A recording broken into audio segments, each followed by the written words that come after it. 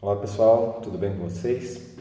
Nós vamos falar um pouquinho do sistema capitalista. Nós vimos na aula anterior a evolução do espaço geográfico e que o Milton Santos entende lá por meio natural, meio técnico e hoje o meio técnico científico informacional. Mas tudo isso está relacionado principalmente ao desenvolvimento do capitalismo, certo? Primeiro, o que é tal do capitalismo? Certo? O capitalismo é um sistema, certo, socioeconômico, né? É um modo de produção, certo? Onde a principal busca ou a principal característica ou, né, o objetivo do sistema é o acúmulo de capital, certo? O capital aqui deve ser entendido como lucro, como dinheiro, como grana, certo? Então, é um sistema baseado na exploração do lucro, certo? Lucro nada mais é, ou nada, em sua definição, deve ser entendido como um dinheiro ganho além daquilo que o objeto ou a coisa realmente vale. Como assim? Tudo eu tenho um custo, certo? Me custou tanto, certo? Para eu ter lucro em cima daquilo, eu preciso colocar mais valor. E aí, em cima do meu custo, eu agrego um valor para a minha venda ou para o meu, para o meu serviço ou qualquer coisa nesse sentido. E aí sim, eu tenho lucro, certo? Então, o que tem que ficar bem claro? Lucro não é salário, lucro não é, a venda do valor nominal. O lucro é o quê? É um valor a mais, certo? Eu paguei 10, vendi por 15, meu lucro é 5, certo? Beleza. Então vamos um pouquinho na história e vamos entender um pouquinho desse sistema. O que acontece? Quando ele surge, como é que ele surge, por que ele surge? A gente tem que voltar na Europa, continente europeu, certo? Do século 11, mais ou menos. O que acontece? Durante um grande período, chamado historicamente de Idade Média, a Europa viveu um outro modelo econômico, um outro modo de produção chamado feudalismo, certo? Isso aí em história vocês podem ver melhor e etc e tal.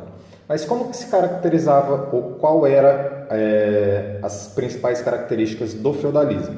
O feudalismo possuía uma sociedade basicamente rural, certo? E as relações de trabalho, a exploração do trabalho, as relações, do trabalhador dentro do ambiente rural eram de servidão. Então não existia um empregado, existia um servo. E essa relação de servidão se dava basicamente,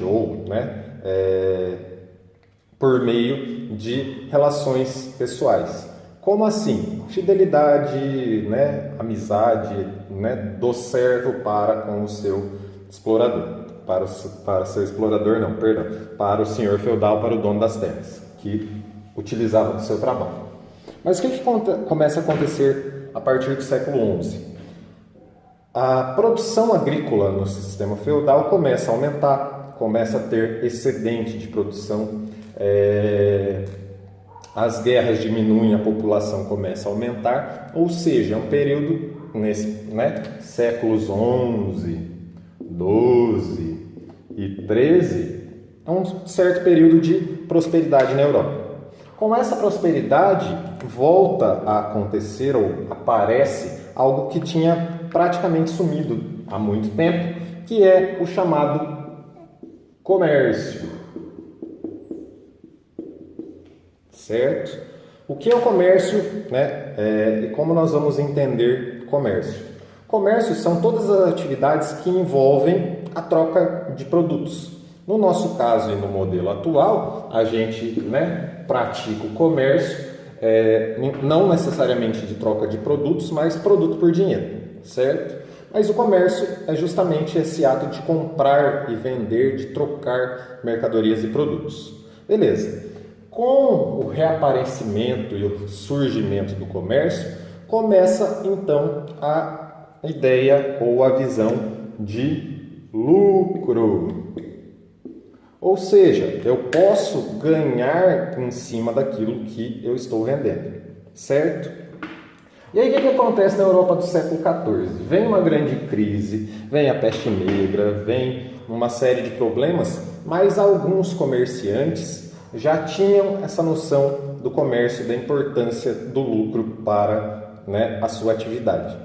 E aí, ao longo do século XIV e séculos XV, o que eles vão fazer, esses comerciantes europeus? Eles vão buscar enriquecer e vão buscar acumular capital, ou seja, acumular dinheiro, por meio do comércio, certo? Aí tem início o sistema capitalista e a primeira fase,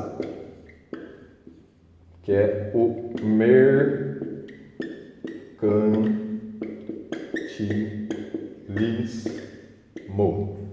Coube no vídeo? Coube. Primeira fase do capitalismo é a fase do mercantilismo. O que seria esse mercantilismo? Vamos pegar aqui e pensar na palavra. Mercar, lembra mercado. É justamente a fase comercial. Qual é a grande marca dessa fase mercantilista ou dessa fase comercial do capitalismo? As grandes navegações.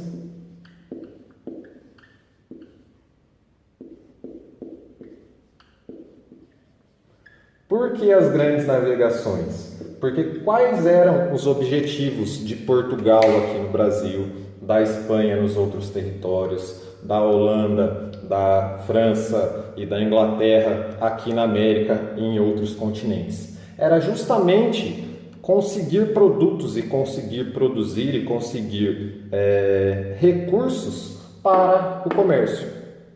Se a gente pensar na história do Brasil, o primeiro produto retirado do Brasil é justamente uma madeira, ou uma árvore que dá o nome do nosso país, que é o pau-brasil. Por que tiraram tanto pau-brasil e levaram para a Europa?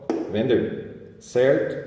Com o declínio do pau-brasil vem a cana-de-açúcar, o engenho e a produção de açúcar. Para que tanto açúcar?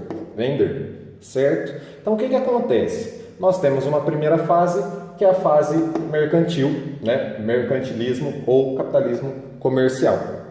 Isso vai mudar na segunda metade do século XVIII, mais ou menos, na Inglaterra, que vai ter início a segunda fase. Que aí nós vamos ter o tal do capitalismo industrial.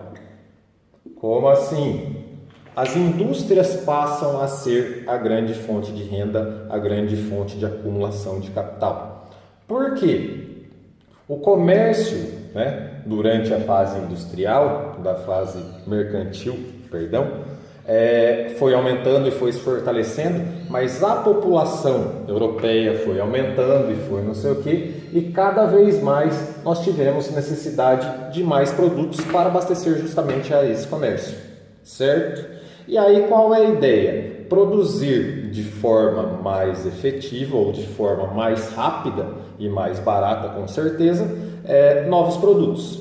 E nesse sentido, a Inglaterra vai ser a pioneira da Revolução Industrial, utilizando máquinas para a produção dos seus bens de consumo, certo? Então, o que acontece? O comércio ele não desaparece com a indústria, ele continua existindo, ele continua acontecendo até os dias de hoje. Porém, a indústria nesse momento, a partir da segunda metade do século XVIII, que se torna a grande fonte de renda. Por quê? Porque a indústria consegue produzir muito, ela produz em grande escala. E aí produzir em grande escala faz com que o custo da produção seja diminuído prosperando ou, né, proporcionando lucros maiores, certo? E essa fase industrial, e a Revolução Industrial vai ter as suas 3 fases também, etc e tal, mais assunto para a história, mas que a gente, né, pode ver detalhado também. Mas no final da Segunda Guerra Mundial, no pós-guerra, vai surgir uma nova fase, que é a terceira fase, que é a tal da fase atual, que a gente entende como fase financeira. Como assim? A grande fonte de renda, a grande maneira de se obter lucro não é mais o comércio e não é mais a indústria, mas são os serviços financeiros, são os juros, são os empréstimos, certo? Ou seja, né, tanto no comercial quanto no industrial, o produto ainda é importante. Nessa fase financeira, o dinheiro é importante, não tanto a necessidade de um produto. É pensar em como o banco ganha dinheiro, enquanto, né, financeiras ganham dinheiro. E países ganham dinheiro. E por que depois da Segunda Guerra Mundial? Nós tivemos 2 guerras mundiais num curto período de tempo. Se formos analisar a Primeira Guerra Mundial de 1914 a 1918 e a Segunda Guerra Mundial de 1939 a 1945. Ou seja, em menos de 50 anos, nós tivemos 2 grandes conflitos que abalaram e que mudaram totalmente o mundo. O que acontece ao final da Segunda Guerra Mundial, aqui em 45? A Europa, que era o grande polo de poder, que deu início ao mercantilismo da primeira fase, que deu início à fase industrial da segunda fase, está arrasada. A Segunda Guerra Mundial destruiu a Europa. E aí surge uma potência chamada Estados Unidos da América, certo? Que vai fazer o quê? Justamente emprestar dinheiro e financiar e ajudar, né, entre aspas, os países europeus a se reconstruir. Claro, com interesses em aumentar o seu patrimônio, aumentar a sua influência mundial. Então, a partir da Segunda Guerra, esses empréstimos, a cobrança de juros se torna a principal forma de ganhar dinheiro. E como isso reflete, ou como isso traz impactos no espaço geográfico? O espaço geográfico, como a gente viu, ele está em constante transformação e ele vai mudando de acordo com a necessidade da sociedade. Então, nós tínhamos uma fase comercial das grandes navegações, certo? Onde a construção de portos e etc. se faziam muito presentes. Depois, na fase industrial, a importância das cidades aumenta, porque a cidade é justamente o lugar onde as indústrias vão se instalar. E nisso o surgimento de indústrias, de chaminés, de etc. E agora, nessa fase financeira, nós temos o quê? Justamente uma nova reconfiguração. A cidade não perdeu a sua importância, os portos não perderam a sua importância, mas nós temos escalas de importância.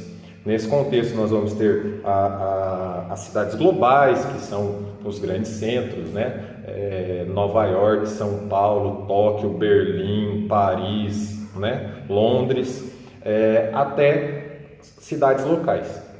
Isso vai dar a característica da globalização ou do mundo globalizado que a gente vive hoje nessa terceira fase do capitalismo, certo? Outra coisa importante, então nós temos essa evolução da sociedade por conta do modelo de produção que foi desenvolvido ao longo dos séculos. Beleza, gente? Qualquer dúvida me procurem. Abraço, tchau.